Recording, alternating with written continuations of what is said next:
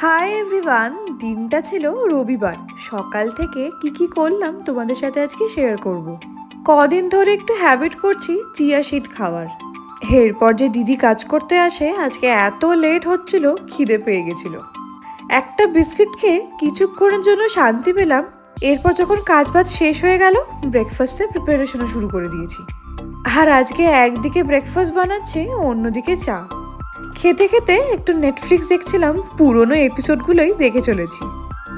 রবিবার একটু স্পেশাল খেতে তো ইচ্ছা করেই, কিন্তু যখন এই এক কাপ চা নিয়ে বসি না, এটার একটা আলাদা শান্তি। বাড়ি থেকে বেরোতে হবে না, এই চিন্তাটাই আমার জন্য অনেক। আমি এদিকে সকালটা এনজয় করছি, আর অয়নকে দেখো বাবার সাথে গেছে গাছ কিনতে। আর ওখানে কত রকমের সবজি ছিল। নিজের বাড়িতে যদি এরকম করা যেত, এত ভালো লাগে দেখলে। ফুলকপি, বাঁধাকপি, বেগুন, টমেটো, কোনো কিছুই কিন্তু বাদ নেই। বাড়িতে যদি একটু জায়গা থাকে ভালো মতো, এইসব গাছ লাগিয়ে মজা আছে। তো অয়নের পাঠানো এই ভিডিওগুলো দেখার পর আমি এবার চলে গেলাম রান্নাঘরে। আগের দিন তো আমি চিকেনটা ম্যারিনেট করেই রেখেছিলাম, আজকে বানাবো। চিকেন কষা বানানোরই ইচ্ছা আছে। ফার্স্টে আলুগুলোকে একটু ভেজে তুলে রাখলাম। সব ছাড়িয়ে কোটাকুটি কমপ্লিট। প্যাকেটের আজকে আদা রসুন পেস্ট ইউজ করব না, নিজেই করে নিলাম।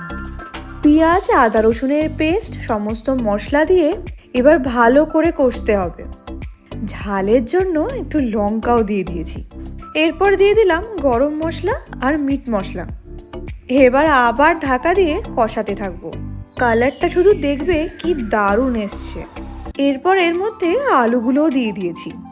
ভালো করে কষানোর পর এরপর এর মধ্যে গরম জল দিয়ে দেবো। মাংস, আলু সব ভালো মতো সেদ্ধ হয়ে যাবে। চিকেন বানানো আমার কমপ্লিট হয়ে গেছে। এরপরের সাথে কি খাবো, মানে পোলাও করব না ফ্রাইড রাইস, এই চিন্তাই আমার মাথায় ঘুরছিল। পোলাওয়ের আর রিস্ক নিয়ে ফ্রাইড রাইসই বানিয়ে নিয়েছি। এর আগে যখন ফ্রাইড রাইস বানাতাম একটু বেশি মাখা মাখা হয়ে যেত, আজকে একদম ঝরঝরে হয়েছে। এরপর আমি তাড়াতাড়ি লাঞ্চটা সেরে নেব। দুপুরবেলা আজকে সেরকম ঘুমোয়নি, একটু রেস্টে নিয়েছি। বিকেলবেলা একটু চায়ের ক্রেভিং হচ্ছিল। আজকে বাবা লিকার চাই খাবো। সকাল থেকে অনেক ভালো মন্দ খাওয়া হয়েছে। ইভেন রাতেও প্ল্যান করেছি যে পরোটা খাবো চিকেন কষা দিয়ে। তো এই ছিল আমার সারা দিনের ভ্লগ। ভিডিওটা এখানেই শেষ করছি। যদি কিছু ভালো লাগে অবশ্যই চ্যানেলটাকে সাবস্ক্রাইব করো।